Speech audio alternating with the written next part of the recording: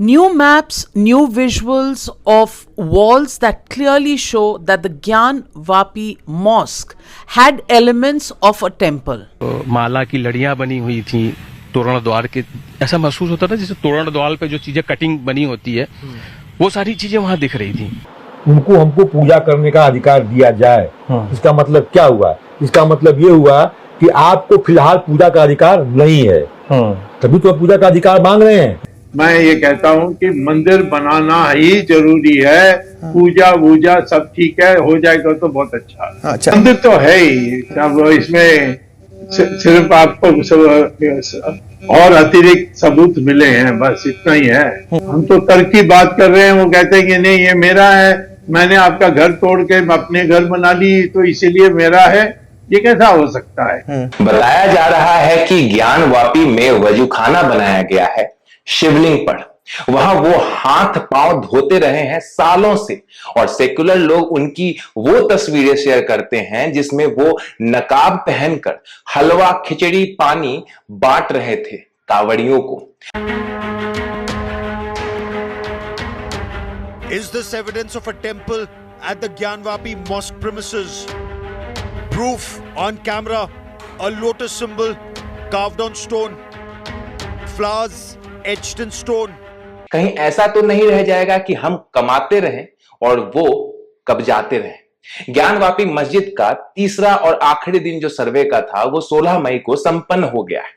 सर्वे संपन्न होने के उपरांत हिंदू पक्ष ने मस्जिद के वजूखाने में शिवलिंग मिलने का दावा किया है, जिसके बाद कोर्ट ने जिलाधिकारी को उक्त जगह को संरक्षित करने व सील करने का निर्देश दे दिया है। कोर्ट ने उस जगह को सील करने का निर्देश दिया है जहां से शिवलिंग प्राप्त हुआ है। An idol of Nandi bull, the ride of Lord Shiva, a motif of Sheshnag of Lord Vishnu. Hindu पक्ष के दावों के मुताबिक जैसे ही वजूखाने का पानी निकाला गया तो वहां 12.8 व्यास का शिवलिंग प्राप्त हुआ है। हिंदू पक्ष के वकील मोहन यादव ने दावा किया है कि वजूखाने से शिवलिंग प्राप्त हुआ है, जो कि इस बात का प्रत्यक्ष प्रमाण है कि वहां मंदिर था। लेकिन वहीं मस्जिद के वकील साहब का कहना कुछ और ही है, सुनिए। पहले से ही उसमें पहले उस एक्ट को समझ लीजिए। उस एक्ट में ये लिखा हुआ है कि किसी भी उपासना स्थल का रिलीजियस कैरेक्टर जो 15 अगस्त 1947 को था उसमें कोई परिवर्तन नहीं किया जाएगा, और 15 अगस्त 1947 की जो स्थिति थी उसको परिवर्तित करने के लिए कोई मुकदमा ही दाखिल किया जाएगा। ये वो एक्ट कहता है। इसलिए वो एक्ट बना कि जो मामला अयोध्या में हुआ इस तरह का मामला कहीं और न हो, सांप्रदायिक तनाव और न बढ़े, लोगों में अमन चैन कायम रहे।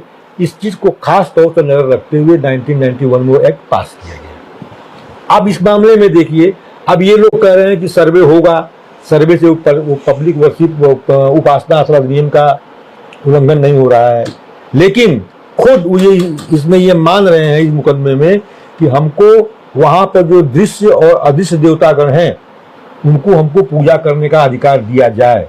इसका मतलब क्या हुआ? इसका मतलब ये हुआ कि आपको फिलहाल पूजा का अधिकार नहीं है, तभी तो आप पूजा का अधिकार मांग रहे हैं। अगर आप पूजा का अधिकार मांग रहे हैं तो इसका मतलब एक नई बात आप चाह रहे हैं। अब जब आप नई बात चाह रहे हैं तो देखना यह है कि जो नई बात आप मांग रहे हैं वह बात 15 अगस्त 1947 को थी कि नहीं। इनके हिसाब से हम वहां पूजा करने की अनुमति इनसे मांग रहे हैं। भाई साहब, आपका जो हक हमारा था वो कुर्ता से हथिया लिया गया था, उसे हम निवेदन पूर्वक मांग रहे हैं, तो आप हमें ऐसा बोलेंगे? पहला है कि नरसिम्हा राव सरकार ने एक कानून बनाई थी 1991 में कि राम जन्मभूमि को छोड़कर बाकी किसी की जो धार्मिक स्थान है वो बदला नहीं जाएगा, जो 15 अगस्त 1947 में खड़ा हुआ था। तो अब उसको पार करने के लिए दो रास्ते हैं। एक रास्ता है कि नरेंद्र मोदी अपनी सरकार के तरफ से एक मसौदा पेश करें कि ये जो 1991 एक्ट है वो हम वापस ले रहे हैं। जो पार्लियामेंट ने पास किया था उसको हम वापस लेकर उसको रद्द कर रहे हैं।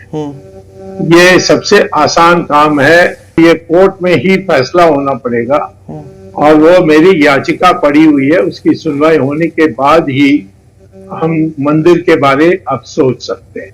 हमारे कॉन्स्टिट्यूशन में धारा 100A उसमें सरकार को अधिकार है कि मस्जिद की जो जमीन है उसको राष्ट्रीयकरण करने के लिए। ओवैसी जी को तो गजब सी मिर्ची लगी है। जानकारी मिलने के बाद छटपटाहट में उन्होंने ये बयान दिया है। बाबरी मस्जिद को खो दिया, 48 दिसंबर में चोरों की तरह मूर्तियां रखी गई थी। उसके बाद राजीव गांधी की सरकार ने, जब कंप्यूटर भी नहीं आया था, बगैर मुस्लिम पक्ष को सुने ऑर्डर थमा दिया, ताले खोल दिया आपने। सुप्रीम कोर्ट को आपने वादा किया और आपने डिमोलिश कर दिया उसके वादे के खिलाफ, और कोई किसी को सजा नहीं होती। अब हम दोबारा मस्जिद को खोना नहीं चाहते और ये जो सर्वे कमिश्नर का ऑर्डर है ये पार्लियामेंट के 1991 एक्ट की खुली खिलाफ वर्जी कर रहा है। ये सुप्रीम कोर्ट का जो जजमेंट है जिसमें जस्टिस चंद्रचूड़ ने लिखा कि 91 का एक्ट सेकुलरिज्म बेसिक स्ट्रक्चर से ताल्लुक है।